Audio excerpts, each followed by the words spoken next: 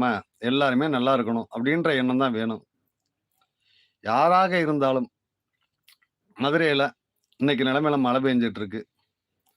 மழை பெஞ்சாலும் எல்லாரும் கொடை புடிச்சுட்டு ஏதோ ஒரு ரூபத்துல பர்ச்சேஸ் கண்டிப்பா வரதான் போறீங்க. இல்ல எல்லாமே பர்ச்சேஸ் பண்ணி முடிச்சாலும், என்னுடைய சின்ன ஒரு கோரிக்கையா நான் வைக்கிறேன்னு வைங்களேன். ஒரு கோரிக்கை என்னுடைய கோரிக்கை.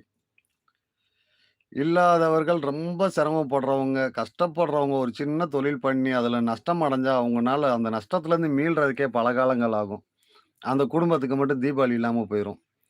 எத்தனையோ நூத்துக்கணக்கான பேரு ஒரு 500, 1000 பேர் இன்னைக்கு வந்து தீபாவளிய நம்பி மதுரையில ஃபுல்லா சுத்தி தெற்கு மாசி வீதி அங்க இங்கன்னு சொல்லிட்டு நெறைய கடை போட்டிருப்பாங்க.